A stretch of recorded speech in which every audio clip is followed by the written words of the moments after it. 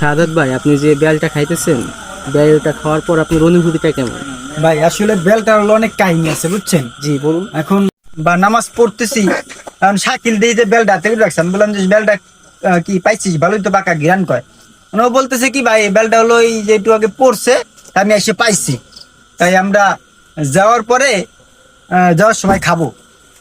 তাই না, আমি মনে করছি শাকিল পাইছে, তাই আমি আবার ওটা মুজিবিতে বলে যে ভাইতে ভাঙ্গেন, আমরা আসি সবাই, তার সোহাগ ভাই আছে, তারপরে হুজুর আছে, হিরু ভাই আছে, আমরা সবাই মিলে খাই। না আমি তো ভালো মনে ভাঙছি, আমার সাদা মনে তো কোনো কাদা নাই। এখন সোহাগ ভাই এসে কই কি এই তুই বেল ভাঙ্গিস কে? আমি কি ভাই শাকিল কইলো বেল ভাঙবার, বেল বলে শাকিলের। তো সোহাগ ভাইরে যে ডাকলাম, সোহাগ ভাইয়ের পিছে ফিরে তাকাইলো না।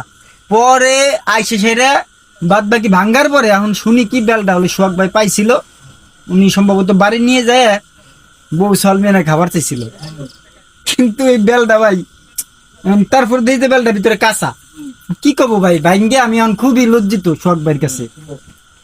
ভাই যে কি কষ্ট পাইছে মনে মনে, আসলে এই আর জিনিসটা আপনাকে ঠিক কি হয়নি। এই বিষয়ে কোনো থ্রেট দেওয়া হয়েছে কিনা? না আমার এই বিষয়ে কোনো থ্রেটের দোয় নাই, তবে শাকিল মিথ্যা কথা বলার জন্য শাকিলের জন্য একটু কিছু একটা খাবে।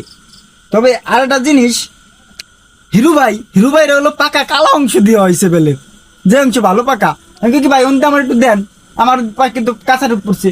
উনি পাকাটা খায়ার কয় কি না কাঁচা, কেস কেস করে, কিন্তু উনি হলো নরম টুক পাইছে, কালা টুক খায়ার কয় কাঁচা। আমি খালি উনার কায়দা হয়তো দেখলাম, এই কামটা কি উনি ঠিক করছে? আপনি আগামীতে যদি একবার এই সামনে এইভাবে সিচুয়েশনে পড়েন, আপনার করণে কি তখন? না না, এরপর যদি আমি এরকম সিস্টেমের ভিতরে পড়ি, তাহলে আমি আগে সোহাগ ভাইয়ের কাছে জিজ্ঞেস করবো ভাই বেলটা কি আপনার, মানে যাই হোক। কারণ না ভাইয়ের সোহাগ ভাইয়ের জিনিসটা, মিরাজ ভাই আমার বড় ভাই, তার জিনিসটা খাওয়াটা আসলে আমার ঠিক হয়নি।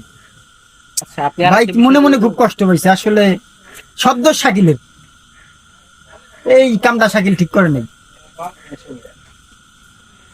ঠিক আছে ভাই।